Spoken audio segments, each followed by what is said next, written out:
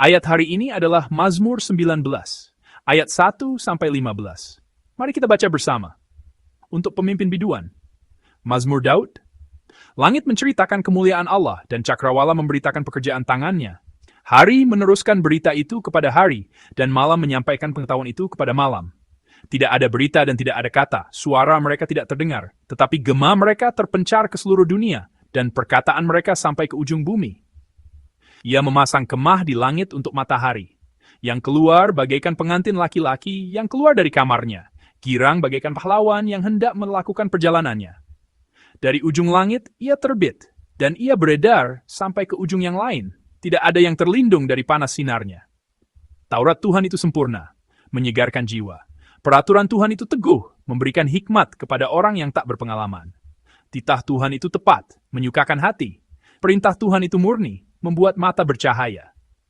Takut akan Tuhan itu suci, tetap ada untuk selamanya.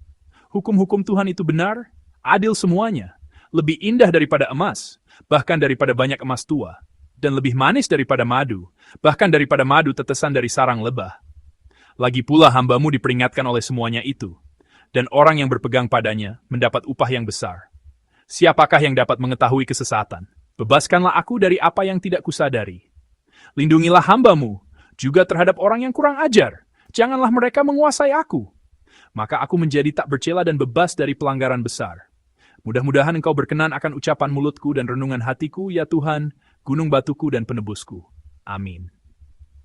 Saya akan berbagi firman Tuhan dengan judul Alam Ciptaan dan Firman Tuhan. Mazmur 19 yang menjadi nas kita hari ini, mungkin tidak sepopuler Mazmur 8 atau Mazmur 23. Namun, Mazmur ini selalu menjadi salah satu pilihan utama para teolog dan pendeta ketika diminta untuk memilih Mazmur yang paling indah. Saat merenungkan Mazmur ini, kita menyadari bahwa Daud telah menuangkan pemikiran-pemikiran teologis yang agung ke dalam untayan sastra yang sangat indah. Mazmur ini dimulai dengan kemuliaan alam ciptaan dan diakhiri dengan anugerah keselamatan. Mazmur ini berisi pesan Tuhan yang luar biasa tentang bagaimana Sang Pencipta dan ciptaannya dapat terhubung. Bagaimana jurang pemisah yang lebar itu dapat dijembatani.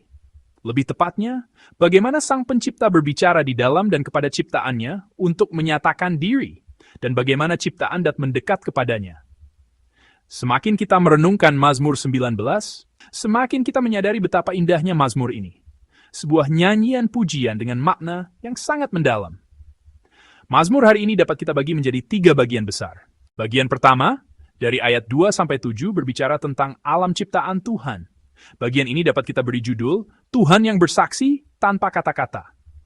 Bagian kedua, dari ayat 8-11, memuji firman Tuhan, yaitu Tauratnya. Bagian ini bisa kita juduli, Tuhan yang berfirman melalui firman-Nya.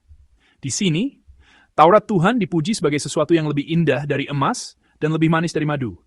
Bagian terakhir, dari ayat 12-15, berisi respons dan isi hati sang pemazmur kepada Tuhan.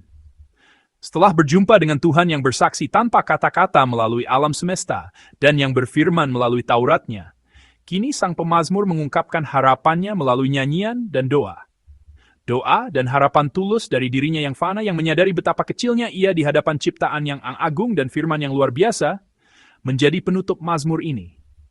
Oleh karena itu, jika saya diminta untuk menyebutkan satu kata atau satu gambaran yang melintasi seluruh mazmur hari ini, saya akan memilih kata firman. Bagian pertama dari nas hari ini dimulai dengan pernyataan tentang kemuliaan Tuhan.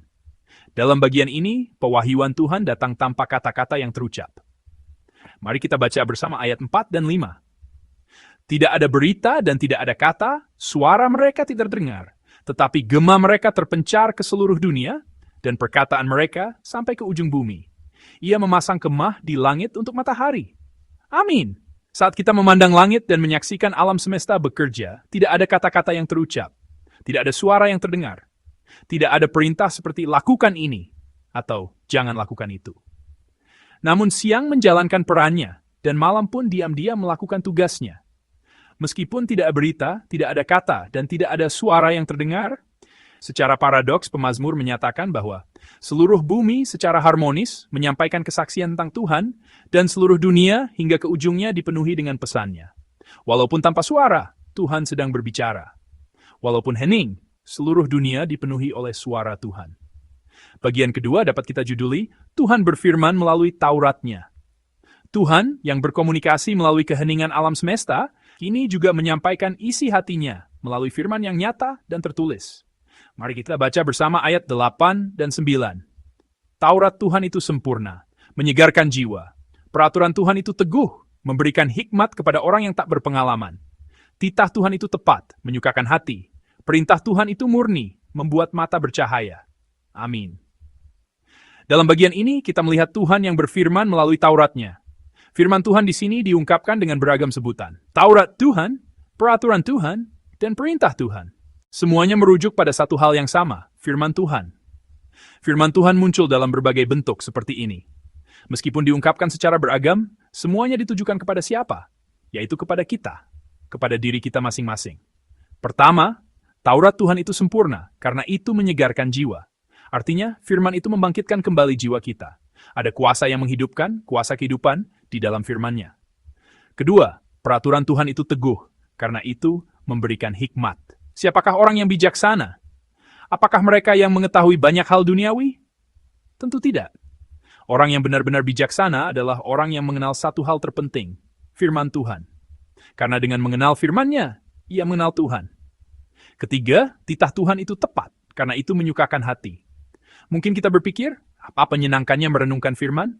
Bukankah itu sulit dan membebani? Namun hanya mereka yang pernah merasakan sukacitanya yang akan mengerti. Ada sukacita di dalam firman Tuhan yang tidak dapat diberikan oleh apapun di dunia ini. Sukacita saat menemukan hikmat yang kita cari, sukacita saat menemukan jawaban doa yang telah lama kita panjatkan. Sukacita yang tak ternilai ini terkandung di dalam firman yang mungkin tampak kaku. Saya berani berkata, hal yang paling membahagiakan di dunia adalah merenungkan firman Tuhan. Tidak ada yang lebih membahagiakan dari itu. Terakhir, perintah Tuhan itu murni, karena itu membuat mata bercahaya. Ini berarti firman-Nya memberi kita pengertian dan membuka mata kita. Di dunia ini, banyak orang yang memiliki mata tetapi tidak dapat melihat. Seringkali kita berpikir, mengapa ia tidak dapat melihatnya? Tuhan sudah menunjukkannya dengan begitu jelas, mengapa ia tidak menyadarinya? Di dalam firman Tuhan, ada terang yang membuat kita dapat melihat dengan benar. Firman-Nya memberikan apa yang kita butuhkan. Mari kita baca bersama juga ayat 10 dan 11. Takut akan Tuhan itu suci, tetap ada untuk selamanya. Hukum-hukum Tuhan itu benar, adil semuanya, lebih indah daripada emas, bahkan daripada banyak emas tua, dan lebih manis daripada madu, bahkan daripada madu tetesan dari sarang lebah. Amin. Pemazmur melantunkan pujian, bahwa hukum dan ketetapan Tuhan jauh lebih berharga daripada apapun yang didambakan manusia.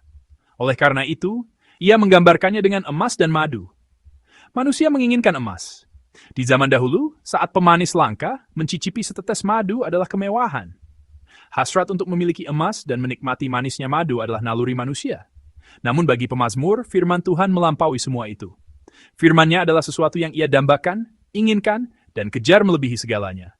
Demikianlah ia memuji firman Tuhan. Begitu berharganya firman itu. Terakhir, sang pemazmur merenungkan dirinya sendiri. Di hadapan alam semesta yang maha luas dan firman Tuhan yang agung, ia menyadari betapa kecil dan fananya dirinya. Ia pun berdoa, berharap agar perkataan mulutnya dan renungan hatinya berkenan kepada Tuhan sampai kepadanya dan menyentuh hatinya. Mari kita baca bersama ayat 15.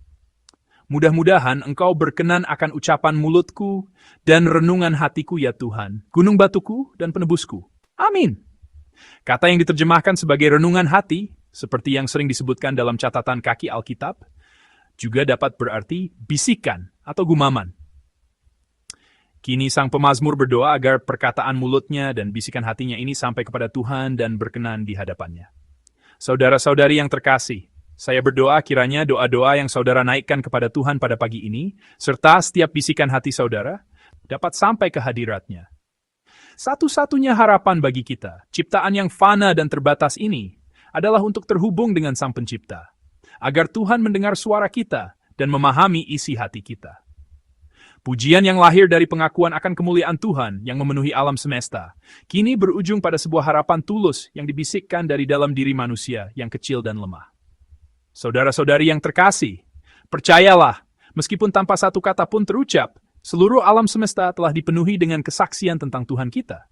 Namun secara khusus, ia juga memberikan Taurat, Firman yang tertulis bagi kita manusia, bagi Anda dan saya.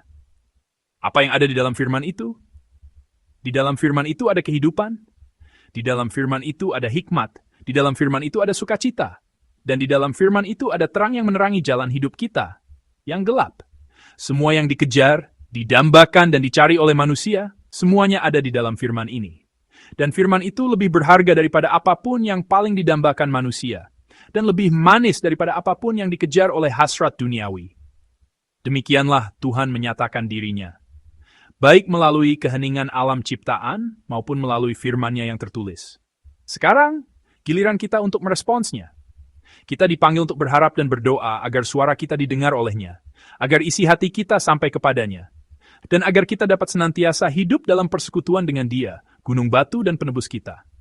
Kiranya hari ini menjadi hari yang diberkati, di mana firman dan isi hati Tuhan tersampaikan kepada kita, dan sebaliknya, suara serta isi hati kita tersampaikan kepadanya.